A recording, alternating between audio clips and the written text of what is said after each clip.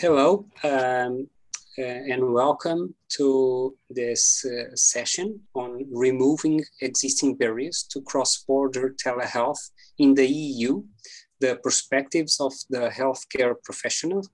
This is an initiative from the Portuguese Presidency of the EU. My name is Miguel Santos. I am a Portuguese cardiologist. I work at Hospital Fernando Fonseca in Amadora, very near Lisbon. And I am also a consultant on eHealth for the Portuguese government. In this session, we have an extraordinary panel of doctors from across the EU, and I'm going to briefly give them the word just for introduction. So let's start with the ladies. Anna, do you want to start? Yeah. Hi, my name is Anna. I'm a neurologist from Hospitalar Virgen Macarena in Seville. Since 2019, we have a telestroke network where we do some telehealth. And in these 2 years, we have attended almost 50 patients from cross-border from other countries than Spain. So we have a little experience with cross-border system, but it's difficult now. Perfect, thank you. Mariana, do you want to present yourself? Yes. Hi, everyone. My name is Mariana, and I'm a neurologist at Entre, Douro, Vouga Hospitalar Centro since 2016. Now I'm actually collaborating and responsible to put the teleconsultation working on my hospital. I have some projects to the neurology department, but also to all the hospital. I work to the SPMS, the Portuguese Services for Communications in Health. So I have this collaboration with SPMS and my hospital, and now my work is on the teleconsultation. Thank you. Would you like to continue, Gustaf? Yes, thank you. My name is Gustaf Hedström, and I'm an anesthesiologist and a intensivist from Sweden. I also work with oncology, and at the moment I work for the Swedish eHealth agency as a medical advisor. Thank you. Conor. Hello, my name is Conor O'Shea. I'm a general practitioner in Ireland in the town of Drogheda, just north of Dublin. I also work for the IT group in the Irish College of General Practitioners, and through these commitments I also have posts on the National Contact Point for eHealth for cross-border medicine, and also on the HSE, that's National Health Service Telehealth Group. Thank you. Ismael. Hello, good afternoon. My name is Ismael Said. I work in the hospital of Álvaro Cunqueiro in Vigo, in Galicia. I'm an internist, and I participate in a group of research in my institution for eHealth and new technologies. I also participate in the Spanish Society of Internal Medicine as the coordinator of the working group of new technologies. Thank you. Joan. Oh, hello, I'm Joan Montaner. Nice to be here. I'm also a neurologist working in the south of Spain, where I'm taking care of the Andalusian stroke network. I'm also the head of the department at Macarena Hospital in Seville. Is this hospital I have behind me. And here we are a part of this telestroke that Anna was beginning to explain. We are also having initiatives on teleconsultation with our primary healthcare system that are being very successful. So happy to be here in this panel.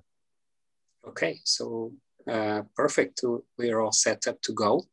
So telehealth, and most specifically teleconsultations, are part of the present, certainly part of the future, and in an increasing proportion.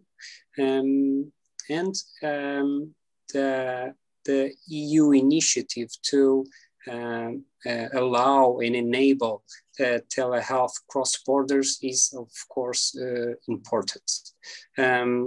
It's needless to point again that all of us have experience in telehealth in our own countries and in our communities. And that is, of course, the first step and probably an important step to set up a cross-border program.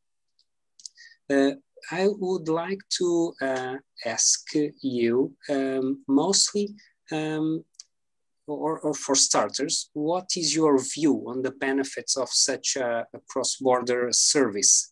And we can do this freestyle, so no need to be too rigorous. We can intervene whenever we want. But since Anna spoke that she already has some experience on cross-border telehealth, I would like you to start. What are the main benefits you've seen with this, Anna?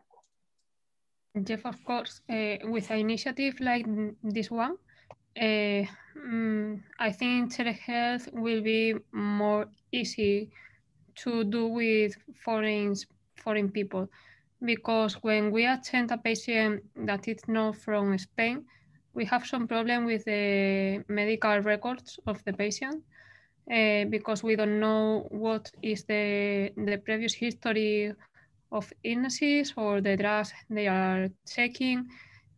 Sometimes the family that don't arrive yet when we attend the patient, so it's very difficult to choose the best treatment for them. And with an initiative like that, like this one, I think we could get a better view of the whole history of the patient. Okay, that was very clear. So we are talking about, in your case, stroke. So that is an acute event that you're treating patients that are, for example, in a holiday in Seville. Is that it? Yes, or in somewhere from the beach of Andalusia.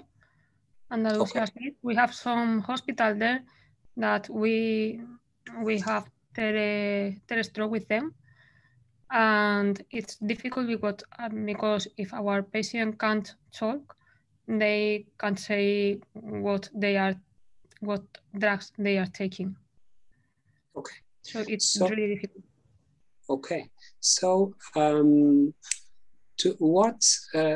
how do you see, for example, Joan, what is likely to be more different performing telehealth cross-border than doing it in your own country with other hospitals, for example? Yes, as Anna was saying, I think our case is quite special because it's a very clear example of hyperacute diseases. I mean, you have to make something within minutes if possible. So normally, if this is from a patient here in Seville, we can go to his or her medical records and look for everything. In fact, we are looking that now normally when the ambulance is saying us, hey, we are bringing to you a patient. We are already checking the history, knowing the medical records, which diseases, which drugs this patient is taking, and so on. So we are prepared to make the right decision when we have the patient in front of us, we do the exploration, we do the CT scan or MRI. So that's easy for us. The problem is, as Anna was saying, if I have a patient like this, I go to my medical records, there is nothing. This patient can't speak, not only because language, I mean, it can be with aphasia or no relatives. Things become much more difficult. It's true that sometimes we can do things properly, but if we had access to the medical records of those patients, that would be something really fantastic in the hyperacute phase. it's also true, as Anna was saying, it's many tourists, but it's also people working here for a while. It could be even people studying, because we check the nationalities, and it's really many of those. It's most are Europeans, many people from UK on holidays here or living for a while, but all kinds of people traveling. And these numbers, almost 100 patients like this, in a year with the pandemic. So normally, I'm sure when things become normal, much more people will be moving, and we will have this. And then when patient should go back home, or we should have a contact with our colleagues in the other country to explain what we did, what we would like to be done in the follow-up. I mean, that's very difficult. It's a patient or the relatives the only way to send that information there. Of course, we normally speak by phone if necessary and so on. But I think to have something more interactive and to being able to connect both systems in each country with us in this case would be really fantastic. Many other things, clinical trials, many decisions cannot be taken as we take them with our home patients. Thank you, Joan. That takes me to another point that I wanted to touch. That is, some information about our patients, we can or we should be able to access it digitally. So, for example, to consult the medication they're taking in their country, or to have an international file, like without just the diagnosis they have. So that work is being done internationally, but we also feel the need to speak with our colleagues. Maybe in an acute stroke, it may be difficult to find exactly, or to be able to call the doctor, mostly if it's in the middle of the night or on the weekends, but to refer the patient for after hospital care, it would certainly be important. Do you feel this is your case? For example, Conor, you are a general practitioner. How do you see the importance of such a program in your practice? I suppose we see a slightly different set of circumstances, Miguel, because we're dealing with maybe the less acute problem, although Ireland is now a country which has many different EU nationals that are working particularly in the tech sector. And I suppose our cross-border works to date has really been on the very basic information, which is patient summaries and medications. And even to get that at this stage would be quite good for us. But I think in the future, to add narrative, we know that that information that is a patient summary is a fairly static kind of document, gives you limited information. It certainly is better than nothing. But to have the ability to communicate with colleagues across borders actually just gives you so much more potential. And indeed, after we were discussing our case this morning, I was thinking, but perhaps there is a future down the road where we do shared care, where you may have a general practitioner in one jurisdiction and a consultant in another sharing the care of a patient. And that could be very exciting and could work really well for patient benefit. Yeah. Sorry. Gustaf, you work with the Swedish eHealth agency. What is your view on this subject, on cross-border telehealth, the advantages and the main issues with it? Well, I mostly draw information from my previous work as a physician in Uppsala University Hospital, where I worked as a specialist in anesthesia and intensive care. And as you said earlier, when you treat stroke, patients with stroke, it's the same when I encountered patients not from Sweden in intensive care sector. When they come in, you have to make some quite rapid decisions, and with no information at all. You have to rely on the patient you can't rely on the patient's history in a way, and you don't know anything about the medication. That is one aspect, but then I encountered in Uppsala also here have a unit at the hospital who treats quite rare endocrine tumors, and they take patients from all over the world. And also in those settings where it's not that acute, like Conor said, but when you need to discuss things maybe with a colleague who has some expertise in another country and pool your knowledge about some rare diseases, I can see a clear advantage. Yes, so I totally agree with you. So we have acute diseases in which you have to have access to fast and reliable and complete information about the patient, and that is maybe applied to patients on holiday, but also to residents. So we have also shared care for some situations, like Conor said, and we have this setting of referral for specific treatments in very high-end hospitals. I absolutely agree with you.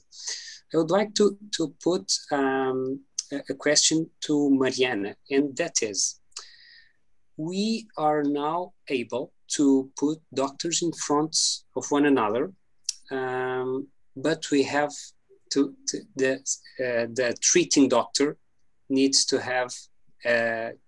first contact the other doctor. So some patients have, for example, my professional email, or maybe they remember my name and they know my hospital, and you could reach me. But if you are abroad, it might be very time consuming. For example, if a Swedish patient is on a cruise and has a stroke, and you're treating him, and then you want to speak with his general practitioner in Sweden, how do you see that we could have access to that doctor to schedule the teleconsultation?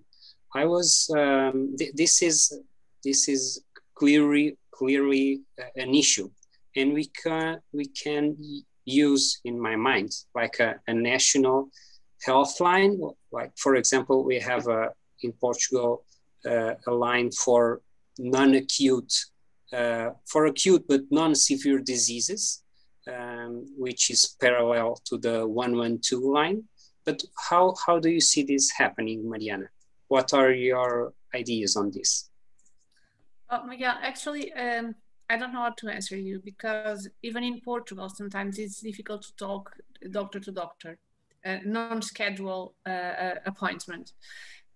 So the question is not how technology is dificulting the dialogue and the communication, because technology is not a problem anymore. We all of us know that. There are too many apps for video calls. The question is, how do you reach the doctor, and how does that doctor knows that his patient is abroad with a problem, with a health problem? So maybe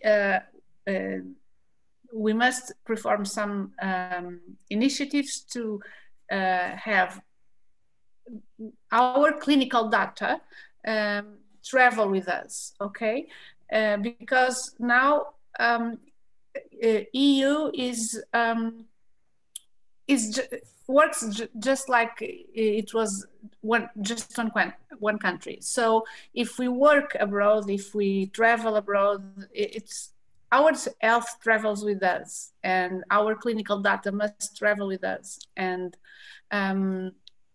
although we need to have some questions about privacy, the communication between doctors and the clinical data of patients must be accessible to any doctor in EU. How we will schedule, maybe through apps, or maybe if we create an alert in the health timeline of that patient, which is consultable anywhere, maybe that doctor, which is in their home country, receives an alert, and then he, like a doodle, he can make an appointment to talk with the other doctor, okay, like a doodle.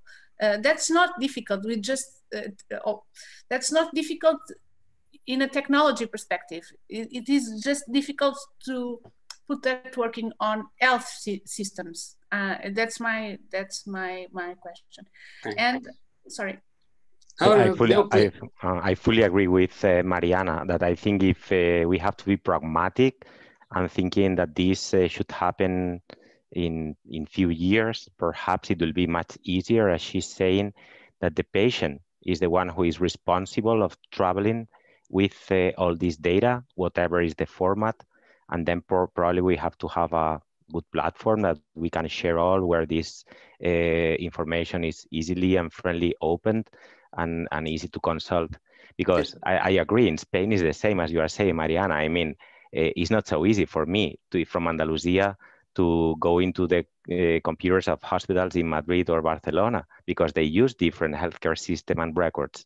So it's really, I think it's not realistic to imagine that we will make everything so homogeneous that we can go into any computer of any hospital in Europe. So for me, this is a good strategy. Thank you. I would also like to hear from you, Ismael. You are an early adopter. You're a fan of new technologies. Yes. What is your input on this? So Mariana and Joan are mostly saying that patients should probably just download their information with an app and travel with it, preferably in a universal language. So I'm mostly unlikely to understand Swedish. So what is your input? Well, I'm completely agree with Mariana, with her point of view, because I don't think it's about technology. It's something about digital competencies that we have to develop as professionals.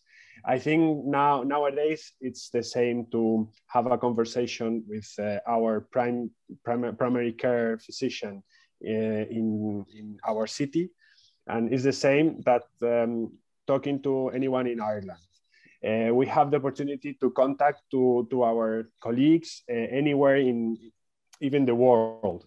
So what we have to develop is the competency, the knowledge to get a good communication with our colleagues and to give the main benefit to the patients by making a good team with other colleagues, with other professionals. And so I think our objective should be to develop this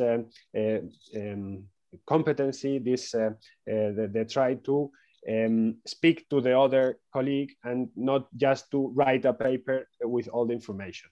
And what you were talking about, Joan, it's about interoperability. It's something that we are trying to work on, to give all the data in the good format in order to share it with everyone who needs it. And I think that the patient has to be the owner of this data. It's not about that every healthcare institution take care of the data, but the patient has to carry it, because it's easy with the cloud now that you can upload all your information in the cloud, and you just have to give the password to your healthcare professional, and so they can have all the information. But of course, just to learn how to communicate with your partners, with your colleagues, with other healthcare professionals has to be an aim in the next future. I'm going to put a question for discussion. It will have to be very, very short because we are reaching the end of our time. And that is, in Portugal, the patient summary is only available online for me to consult from another hospital, for example, if the patient agrees on it, okay? So, and that is the default strategy. So the patient actively has to agree on it. Per default, it is unavailable due to the interpretation of the GRPD. Do you think that for an acute situation, in a broad situation, it would be acceptable to override this need for the patient to activate it, because the patient is abroad, he cannot access it easily? So what do you feel? Do you feel this would be something the EU should think about and promote? I think so, but it's about usability. It's like if you have a card maybe in your wallet that you have a QR code in which you can just take an image, take a photograph, and then go into your platform, the cloud, where everything of your healthcare database, it's there. Then every professional in every part of Europe can enter if you have any problem, acute problem. But the problem is about usability. All the information, it's not in the same point. We have it very widespread. So we need to get everything together. First, we need to centralize the clinical information. I think so. And put it on a common language, a universal language. And then it's very easy to create a QR code that we just photograph and access to a small clinical resume. In theory, is too much easier for some humans who had already put a man on the moon. So why doesn't it happen? Okay, so that is a great final thought, and I'm going to probably, I think I'm going to end with it. So we already put a man on the moon almost 6 years ago. We're going to do it again very soon. And so we must be able to do this for our patients. So it is important for patients that we can discuss between doctors the cases. We saw in this discussion that is important in the acute case for patients that are residents in another country, that are there studying or on holidays, but also for patients that are referred to specialized centers. Also that patients that have chronic diseases that are treated in specialized centers, or for example, in their own own countries, but they are living abroad. Doctors can share their thoughts on this, and it is essential to set up a strategy so that doctors can first have contact with each other, and probably that will be based on smartphone apps or QR codes. And we have to have our IT specialists setting up this architecture in which we can have, independently of the software we are using, a clinical file, a very short clinical file, like a patient summary, accessible.